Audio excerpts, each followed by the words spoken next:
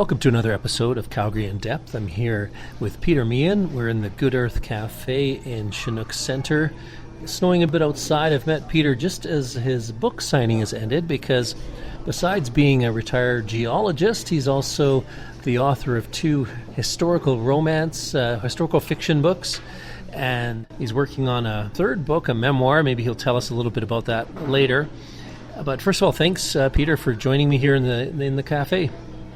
Sure, Dan. It's good to relieve the stress after sitting there waiting for people to come and try and engage them about Spain and the romance and what am I doing here anyway? Well, I know it's not your first book signing, so you're a bit of a pro at this. You've done a few, right?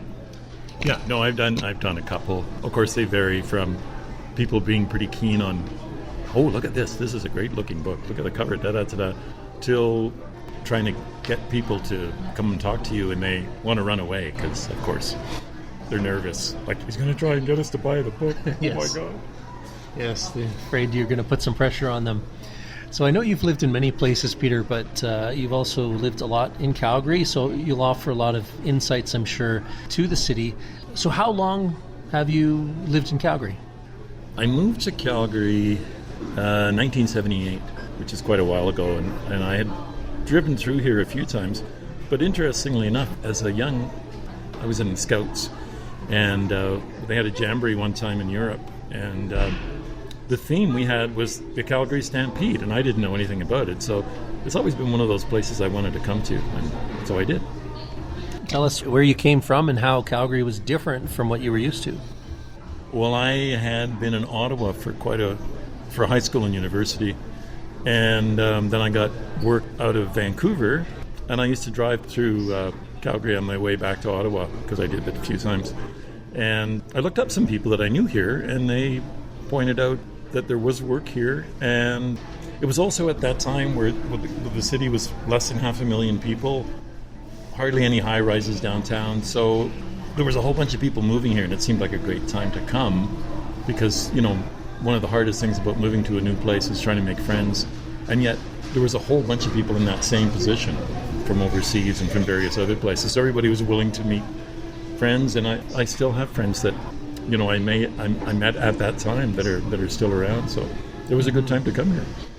I don't think if someone's moved here in the last couple of years, they wouldn't appreciate how much Calgary has changed, how much it's grown and just changed in a number of ways. Now, you have that perspective where you're here in 1978. How is Calgary different? Like, what would surprise someone if they had been here in 1978 and then they were suddenly here in 2025 in Calgary? What would they notice that's different about the city now? Well, I guess the thing that strikes me is that there's a lot of traffic now. I mean, the highway is still here. The number 2 that passes through goes up to Edmonton and down to Lethbridge. But there was never a traffic jam, even during rush hour. I would say the same thing about bicycle paths. Even in the late 70s, there were bicycle paths in Calgary, but if I was ever on them, there was never anybody else on the path, or very few. And now, you can't help it almost hitting people as you come around the corner because there's just so many of them. And so really, it's the number of people. It's a lot busier than it used to be, noisier. Speaking of noise, you raised a family here in Calgary? Actually, yeah. That was one of the beauties about Calgary, is that it wasn't too big. So there was enough to do here, but you could get out of the town easily. Like on the weekends, it was really easy to go camping. So we used to have this idea that we'd go to anywhere within an hour and a half of here. And that was sort of the cutoff. Anything longer than that was a bit too far. But all of the Kananaskis was here, but it wasn't as developed. There was always empty campgrounds. And you can still find them now, but nothing like what it used to be. But there was lots of other kids here.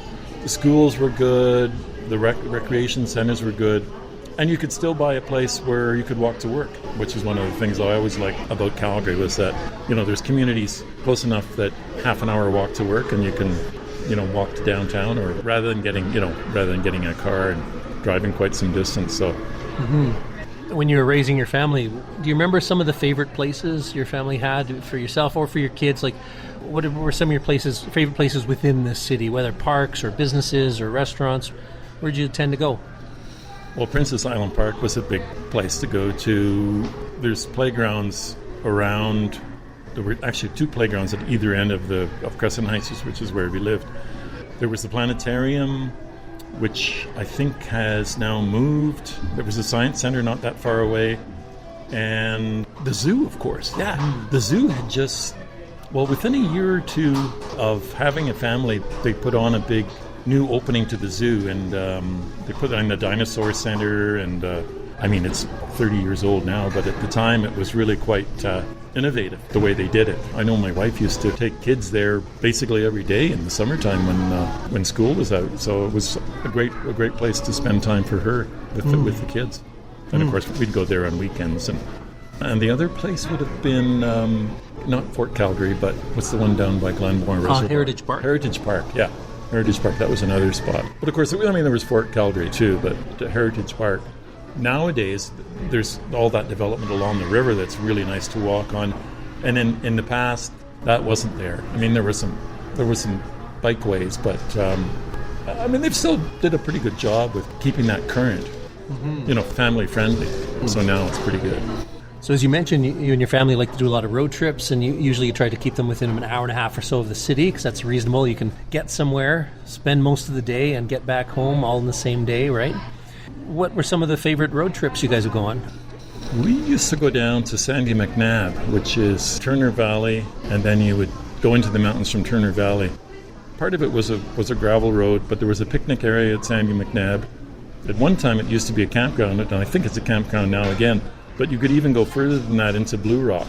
But we did like southwestern Alberta, getting into the mountains a little bit. Forestry Trunk Road was another great spot to drive to. Livingston Falls, which is down there. Now that's probably closer to 2 hours. It might be an hour and a half, maybe 2 hours, but that's another great area. On the way to Banff, Bow Valley, there's a campground there that's really good. Probably the one that we did the most along with Bow Island, because it's sort of got a microclimate in the spring, and in the fall it lasts a little bit longer. You'd go down to Longview, and just before you get to Longview, there's a right-hand turn that takes you into the mountains there. And there's a campground called Green Ford, and it's a crossing where the river, I think it's the Sheep River, the cattle would cross there, so it's shallow. But as long as you're near a river, even if you couldn't swim necessarily in a river, there'd be rocks to throw into the river, or walk along the edge of it. And that was a really nice campground, that Green Ford. So that was another one that was good. And I want to talk more about your books, because I know even though they're historical fiction, they're rooted in your personal experiences. And I'm always interested in how people's travels affect their view of the city, because you always see your home with fresh eyes when you come back to it, of course. And so can you tell us more? Give us, of course, the titles of your books, and also just briefly what they're about and what personal experiences inspired you to write them. It's the events in your life that you constantly are reminded of. And 2 of those events were, we moved to Albania in 2000 and stayed there for about 3.5 years. And it's quite a unique place. At the time, it had only just come out of communism. But still, it was a very backward part of Europe. Like, people would think it's more like North Africa than Europe. So we saw, during 3.5 years, we saw it change from no electricity to basically major stores opening up, and it just, the expansion and the changes you would not recognize. There's a limit to how much things can change over a period of time, but I'd have to say that 3.5 years, we saw that country go from nothing to almost a major tourist destination, because it is so nicely elevated on the shores of the Adriatic Sea. And it's very similar to Italy. The name of that book was A Weekend in Albania. And really it was a drive south to the multi-civilization ruin at Saranda and the adventures along the way. It's been described as Swiss Family Robinson meets James Bond, because there was a lot of intrigue that was added to make the story more interesting. So a lot of it is based on fact, but a lot of it is also introduced from stories that I heard or for people that I met at the time. And the second incident was a trip we took to Spain when I was at university. It was a bit of a life changer too, because you saw, going to a country where I didn't speak any Spanish. I knew high school French, but I was able to get by when I went off by myself, because we had a week free at the end. And it's not something that I would have thought I would do, because you're by yourself in a foreign country you've never been to before. And it was really, really an eye-opener. And so the book that I wrote as a result was a historical fiction, and I used some of the characters that I met in the book. And it's a lover's quest from a woman who disappeared. A professor meets the woman when he's younger, and then she disappears during the Franco regime, and he's basically has to leave the country because they don't want him poking around. And then 20 years later, 30 years later, he hears that there's some big change, and they found a car that she had. So he goes back in the hope that maybe he could really find out what's happened to her. So it's a lover's quest. And it's a mystery. I mean, so romantic mystery with intrigue. And once you delve into something like that and look into a regime like Franco's fascist regime, you have to add a little bit of how it came to be and what's the current status of the country. So it was a life-changing event for me, and I managed to put it into a pretty interesting story of a lover's quest and how that ties into where Spain is today. Mention the title again of the second one? Return to Pamplona. Right, and as I mentioned, you're a retired geologist, and you wrote both of these books after you'd retired. Am I right? Or did you start before, when you were still working? I was still working as a consultant for the most part. But, some of them touch on aspects of geology because, you can't do too much unless you, like the world is made of rocks and stones and all that stuff. But they're not focused at all on that. The premise of the second book, Return to Pamplona, was the main character, when he returns to Spain, he uses the fact that he's leading a field trip to Spain to use it to try and find out what happened to his lost love. And there's a bit of earth science there, but not too excessive. These aren't books that you're going to start going, oh my God, he's into his rocks again. No, the reason I asked was not that I expect a lot of geology to be in these types of books, but that it certainly taps into different parts of yourself, I assume, working in a hard science, no pun intended, but a hard science like geology. And then now you're writing about romance and history and intrigue. So it must feel good to express those different parts of yourself or tap into different parts of your brain. Well, that's true. One thing I learned, because I was always interested in science, but at the same time very curious. I liked reading a lot. I liked the arts. A bit of a Renaissance type of flavor. I like all things about it. And the only reason I went into the science side is because I was very interested in the sense of time. And the geology deals with time. And it really gave my science fiction ideas some definite... An outlet for those ideas? Or how do you mean? Yeah, they were based on reality. I always enjoyed literature and history and people. You can combine them to some degree, but the writing of science versus the writing of literature is quite a bit different. So that's one of the reasons I've stayed away from the science side when writing these books. Now I want to talk some more about that contrast between the places you've lived and Calgary. If we go to look at Albania again, it's Eastern Europe. Some of us, like myself, have been to parts of Eastern Europe, but not Albania. It's not usually high on people's bucket lists of travel destinations. What would you say are some of the main differences culturally, and just what would stand out to somebody visiting Albania for the first time? I think one of the main things would be a lack of infrastructure, although that has improved. I did look at going back there at one point, and we did look into it. The religion there isn't really any religion, although ostensibly most Albanians are Muslim. But religion was outlawed under the communist regime, and they tore down all of the mosques and churches. The country is right in that position where East and West are coming together. So you get Christian and various types of Christianity, the Orthodox Church, the Catholic Church, and Protestant missionaries. And then you also have the Islamic world that came in because of the Ottoman Empire coming from Turkey. In the Middle Ages, advanced as far as Albania. So there's a lot of mosques there. There's a mixture of a bunch of different things. It's a very unusual place in that you'll see a horse-drawn cart or a cart pulling a part of an automobile that's used as a cart. They've just sort of emptied parts of it out and used the rear tires. And then you'll see the latest sports cars as well, because there was a flourishing black market in Albania at the time.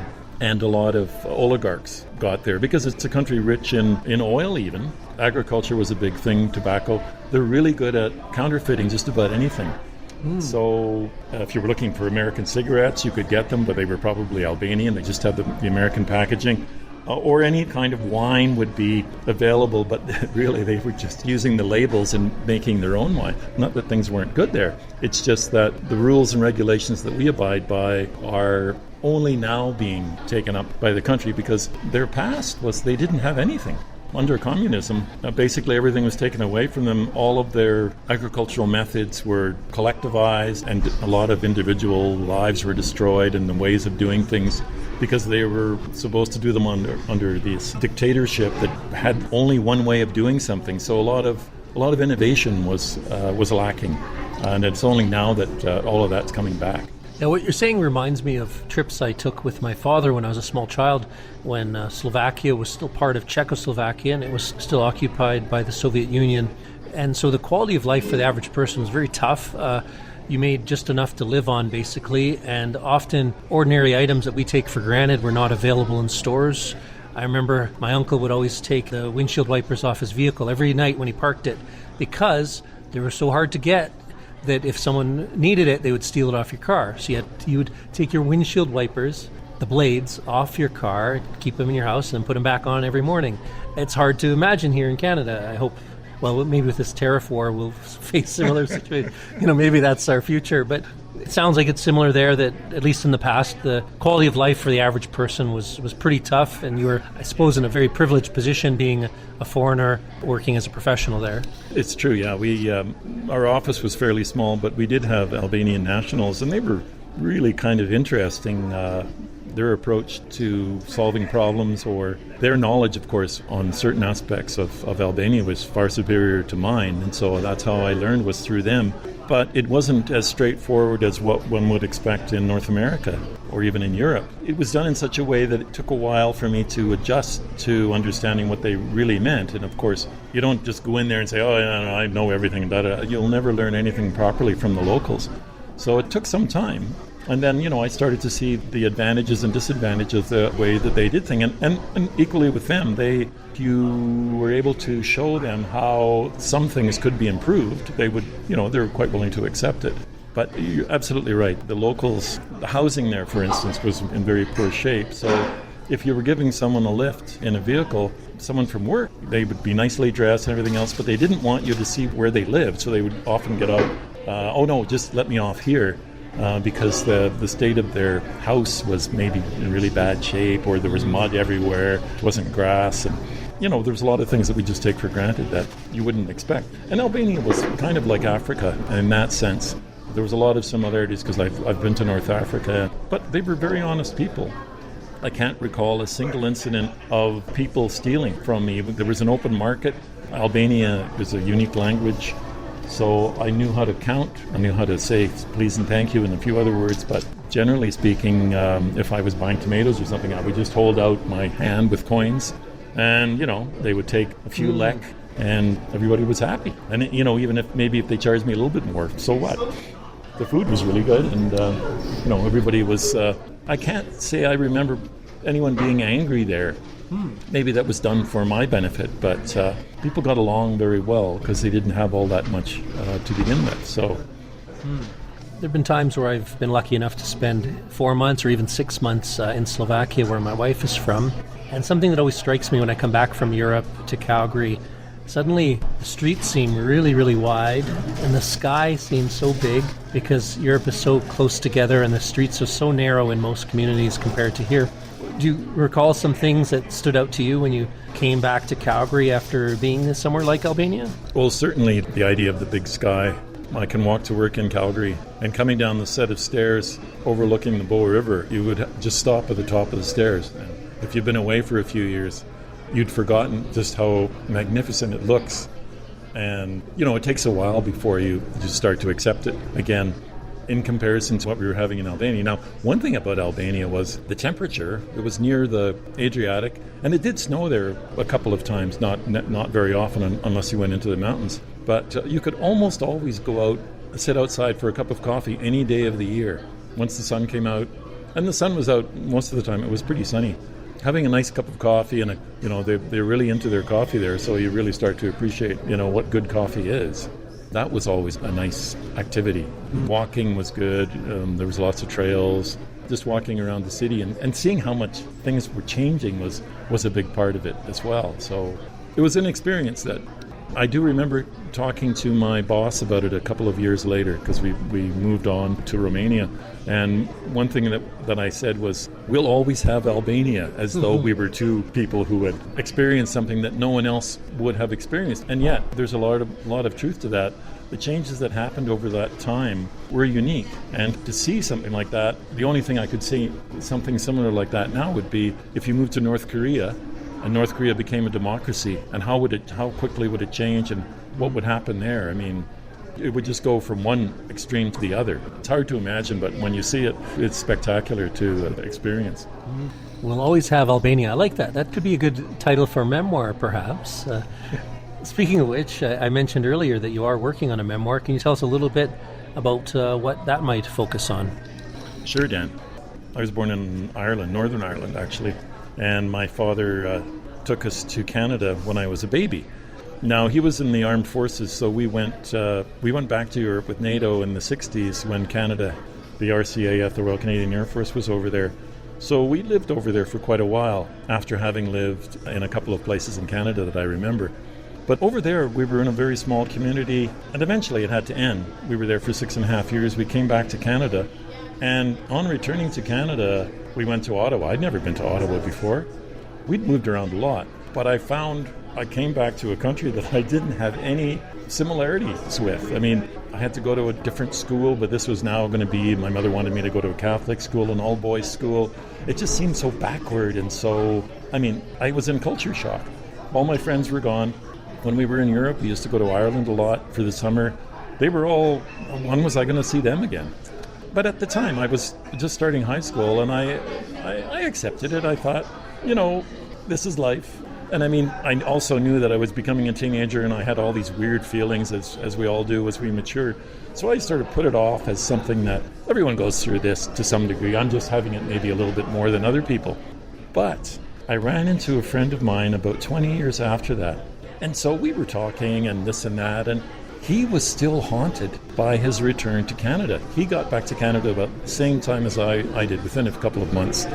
And he went to Portage la Prairie in the middle of Manitoba. And he said he felt like he came from another planet. And people treated him like he was some kind of alien from another planet. And he started to talk to me about it and how much it affected their family and everything. And I suddenly realized that he was voicing what I had felt at the time, but I had sort of dismissed it.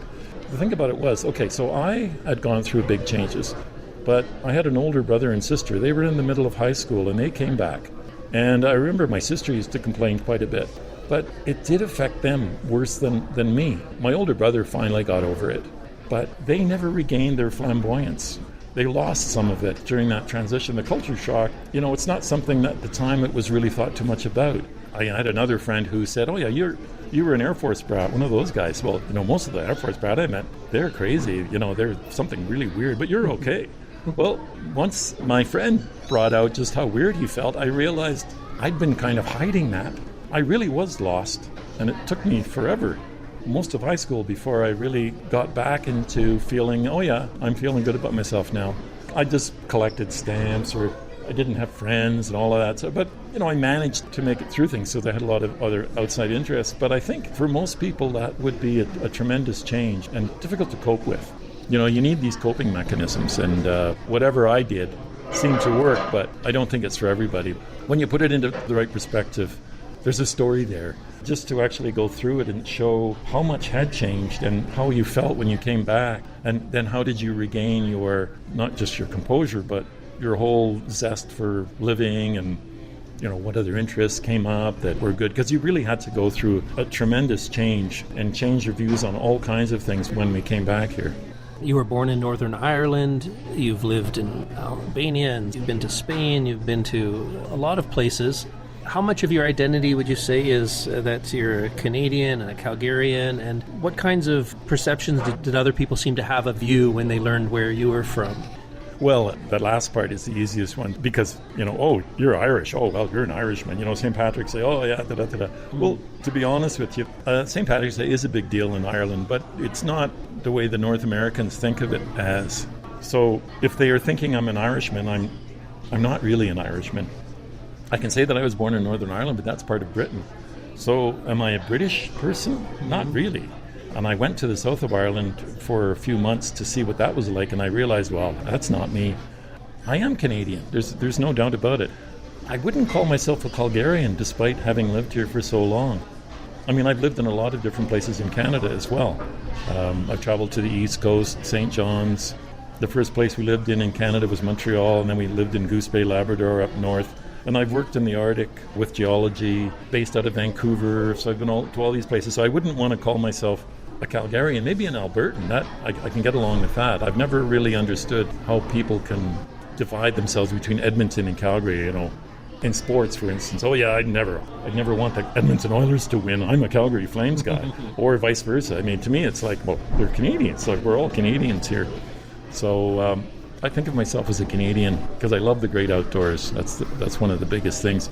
But I like to travel too, and so combining a little bit of Canada with other countries is good because it makes you realize how much you have in Canada, how much you appreciate. Because we really only appreciate it after we've been away and we come back, and there's all these things that you didn't realize you missed until you see them again. But that was one of the problems I had when I first came back, is I didn't have what I'd remembered about Canada was Goose Bay, cold, freezing. Like, who thinks of that in a positive way? Although, as a kid, it was good fun. I didn't have things to come back to that I remembered. While now, of course, I have so many memories in Calgary. I love coming back here. I love going into the mountains. I love going camping, having fires. I mean, that's what a Canadian's all about. And you've touched on some of the things that you appreciate about Calgary and about Alberta and Canada. Are there any more things you can think of, like when you say traveling makes you appreciate things back home even more? What are some other things that come to mind that you appreciate when you come back from overseas? Well, certainly in Canada, you get a lot of service in stores or in banks. I mean, we complain sometimes about lineups and various other things like that, but when you're in other countries, I guess the most recent country I was in was Ukraine. Now, banking was done out of Dubai. Well, there's no such thing as service in Dubai, especially if you're not there. I mean, maybe if you show up at the bank, you'll get service. But they would just ignore what I was saying. They would make all kinds of promises on the telephone, and nothing would happen. Now, in Canada, occasionally you run into some issues because of some problems with communication, but no one deliberately not going to help you. That's what they're getting paid for, and people recognize that. It's not that way in other countries. You can always appeal to the goodness in people. And of course, it's always there, but it's just that in Canada, we don't really realize just how service-oriented we are in helping. You'll get fantastic service here from most institutions and most people. And we like to see the other person helped out, and we like to help other people out. It's not that way in other countries where there's a lot of conflicts that are beneath the surface that you're not really aware of. What group do you belong to? What group do you belong to? And I can say that I even noticed that if I go back to my hometown in Ireland, like, my parents were very open about everything in terms of, we're not that much better than anyone else. I mean, it's just that we're lucky, or we worked harder, or, how do you fit into all of that? But there's deeply held prejudices in other countries, and Ireland is one example. I lived in Vienna. Vienna was the same way. There was this, if you were an outsider, you were from another country, Ausländer raus, get out. We're not going to help you. And Canada is just that much better.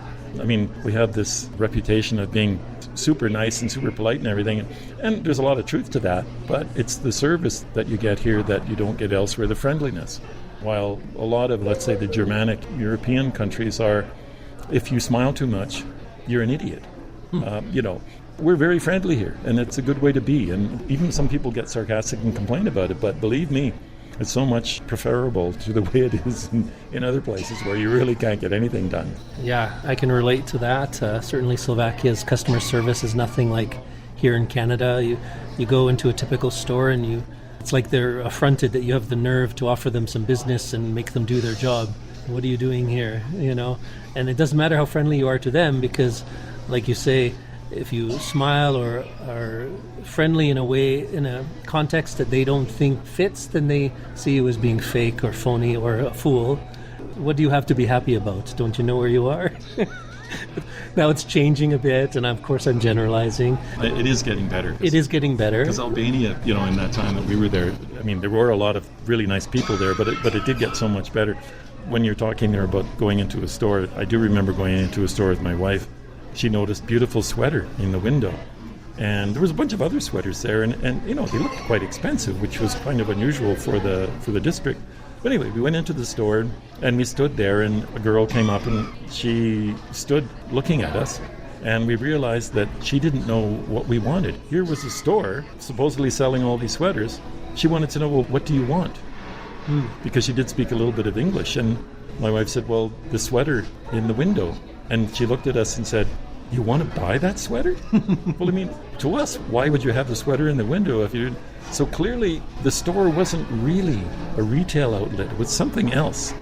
And in that country, there was a lot of stores that the variety of things that they did in the store, changed money, do this, do that. It wasn't necessarily what you would expect from, coming from a retail or a service-oriented.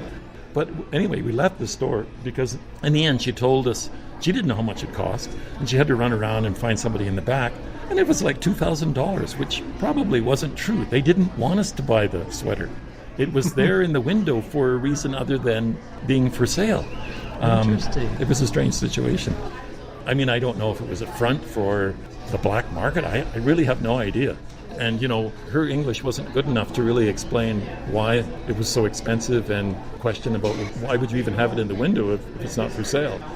Nothing really made a lot of sense. So, yeah, it can make you wonder. I've certainly seen in Slovakia there'll be restaurants that always seem empty, and you're wondering, how does this stay in business? And if you ask locals, they'll say, oh, well, that one's owned by the mafia, because perfect money laundering, because the sales are whatever you say the sales are for a restaurant. No one's keeping track, right? Absolutely. And so it makes you wonder sometimes. We're lucky in Canada to have much less corruption than other countries, much less of this kind of nonsense. Well, there was one other example of that. So we left Albania in about 2004, and of course, during that period of time, gas stations were becoming less and less gas stations in a way. They would make them bigger so that they'd be major outlets rather than a whole bunch of little ones. Well, in Albania, it was the opposite. There was more and more gas stations showing up. And once in a while, I would try a different gas station other than the usual one. And as soon as you pulled in, they would come up and say, yes, what else would you be stopping at the gas station for if you didn't want gas? Well, they would reluctantly go and start the generator for the pump, and then you could get some gasoline out. But many times, nobody came out. And I think it was just money laundering. They realized, oh yeah, that's a great way to make money. Let's open a gas station and pretend that we're selling gas. That's not the way it was. Well, here at the Good Earth Coffee Shop in Chinook Center, inside the Indigo store, it's definitely not a front. I definitely see plenty of customers buying real drinks and enjoying them. I want to thank you, Peter, for joining me here at the coffee shop for a great conversation. I've certainly enjoyed it. Some of your questions actually had me thinking about things that I hadn't really realized. Just dredging through the thoughts and, some of the experiences make you really think twice about what was really going on in some of those places now when I think back. So I'm sure there was a lot of stuff going on that I didn't even know about, and particularly when you first arrive and you assume that things are happening like they do in Canada, and of course they don't. But I totally agree with you. The food has been good here, the drinks. We get what we expect when we sit down here, so that's a nice choice. Well, you're with an author when you can see the creative wheels turning in his head. Now he's probably planning a plot for some kind of mafia-run business in an Eastern European country.